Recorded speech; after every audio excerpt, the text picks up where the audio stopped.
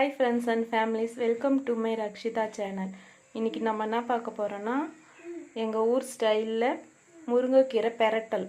நாங்கள் எங்கள் ஊரில் எங்கள் கிராமத்தில் முருங்கைக்கீரை பெரட்டு செய்வோம், கூட்டில் செய்ய மாட்டோம். அதுதான் எப்படி செய்கிறதுன்னு பார்க்க போகிறோம். வாங்க பார்க்கலாம். அதுக்கு தேவையான பொருட்கள் என்னென்னு. நான் முருங்கைக்கீரையை இந்த மாதிரி நல்லா உருவி எடுத்து வச்சுருக்கேன். அப்புறமா ஒரு ஸ்பூன் மிளகு, ஒரு ஸ்பூன் சீரகம், இந்த அளவுக்கு பூண்டு தோல் எடுக்காமல் வச்சுருக்கேன். அப்புறமா ஒரு மீடியம் சைஸ் டம்ளர், அதில் அரை டம்ளர் அரிசி எடுத்துருக்கேன்.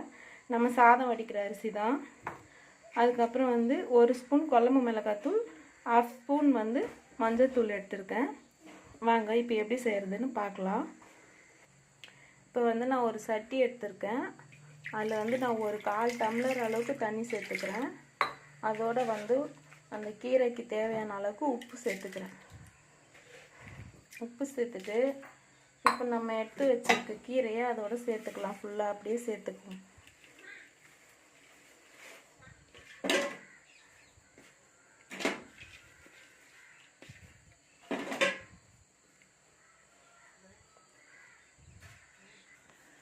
இப்போ இதை அப்படியே ஒரு தட்டு போட்டு அப்படியே ஒரு ஓரமாக வச்சிடலாம். ஸ்டவ் ஆன் பண்ணி அதில் ஒரு கடாய் வச்சுருக்கேன். இப்போ அதில் நம்ம எடுத்துருக்க அரிசியை சேர்த்துக்குவோம். இப்போ ஒன்றும் பண்ண போகிறதில்ல. அந்த அரிசி, மிளகு, சீரகம் இது மூணுத்தையும் நல்லா வறுக்க போகிறோம். நான் வறுத்துட்டு காட்டுறேன்.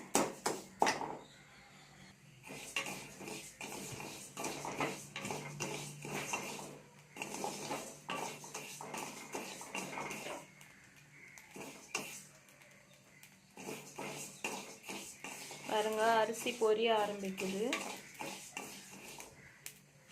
இப்போ பாருங்க இந்த அளவுக்கு பொரிஞ்சிருச்சு அரிசி.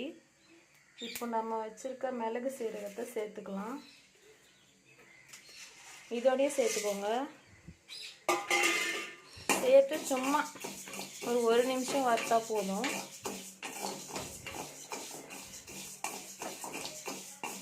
இந்த மிளகு சீரகத்தோட வாசனை வரும், அந்த அளவுக்கு வறுத்தா போதும். இப்போ இதை வேறு பிளேட்டில் மாற்றி நல்லா ஆற வச்சுக்குவோம்.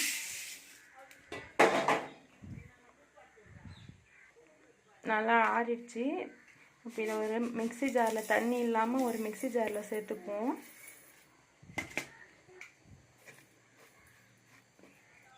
இது முதல்ல அரைச்சி எடுத்துக்குவோம். அரைச்சிட்டு காட்டுறேன். பாருங்கள்,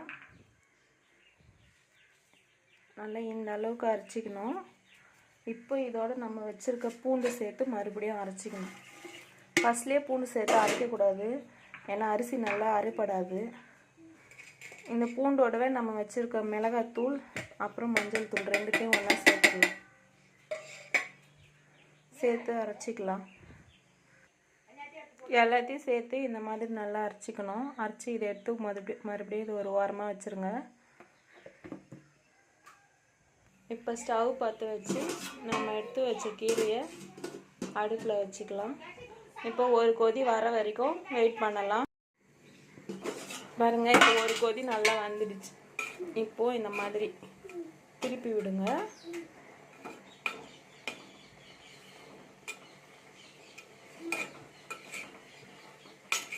நல்லா அடியில் இருக்க கீரை மேலே வரணும், மேலே இருக்க கீரை அடியில் போகணும்.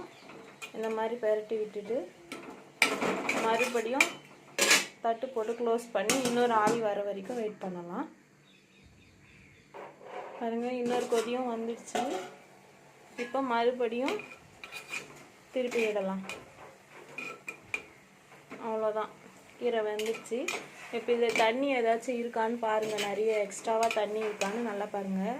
இதில் எனக்கு லைட்டாக தான் இருக்குது, சும்மா ஒரு இது தான். அதனால் நான் தண்ணி வடிக்க போகிறதில்ல. ஒருவேளை உங்களுக்கு தண்ணி அதிகமாக ஆயிடுச்சுன்னா நீங்கள் இப்போ ஸ்டவ் ஆஃப் பண்ணிடுங்க. நீங்கள் வடிச்சிருங்க.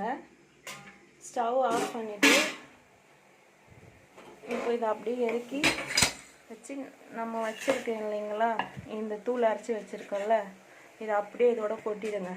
மொத்தத்தையும் கொட்டிட்டு நீங்கள் எதுவும் பண்ண தேவையில்லை, அப்படியே க்ளோஸ் பண்ணிவிடுங்க. கொஞ்சம் நேரம் கழித்து தான் நம்ம இதை கலக்க போகிறோம், அதனால் அப்படியே இருக்கட்டும். பாருங்கள், கொஞ்சம் நேரம் ஆயிடுச்சு. இப்போ திறந்து இதை கலக்கலாம். சும்மா ஒரு 5 நிமிஷம் ஆனால் போதும், ரொம்ப நேரம் மூடி வைக்கணும்னு அவசியம் இல்லை. இப்போ இதை நல்லா போட்டு இதை நல்லா உடச்சி விடணும். அந்த கீரையை இந்த மாதிரி கட்டி கட்டியாக இருக்கக்கூடாது, நல்லா உதிரி உதிரியாக வரணும். அந்த அளவுக்கு நம்ம இதை உடச்சி விடணும். நான் உடச்சி விட்டுட்டு காட்டுறேன் பாருங்கள். நல்லா உடச்சி விட்டுட்டேன். இந்த மாதிரி உதிரி உதிரியாக உடச்சி விடணும். எல்லாம் நல்லா மிக்ஸ் ஆகி வரணும். இப்போ இதுக்கு ஒரு தாளிப்பு கொடுத்துடலாம். தாளிப்பு கொடுக்கலனாலும் நல்லாயிருக்கும், ஆனால் தாளிப்பு கொடுத்தா இன்னும் டேஸ்ட்டாக இருக்கும். நம்ம இப்போ தாளிப்பு கொடுத்துடலாம். இப்போ வந்து நான் ஸ்டவ் பற்ற வச்சு கொஞ்சமாக எண்ணெய் சேர்த்துக்கிறேன்.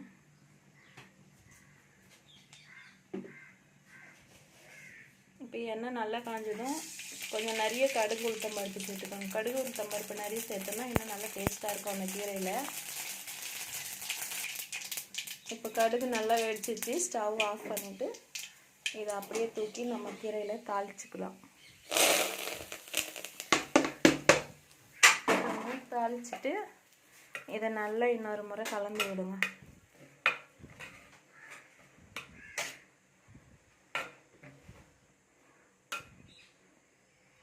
இப்போ பாருங்கள், சூப்பரான முருங்கைக்கீரை பெரட்டல் ரெடி ஆயிடுச்சு. இந்த மாதிரி நீங்களும் ட்ரை பண்ணி பாருங்கள். பிடிச்சா லைக் பண்ணுங்கள், சப்ஸ்கிரைப் பண்ணுங்கள், கமெண்ட் பண்ணுங்கள், ஷேர் பண்ணுங்கள். Thank you friends.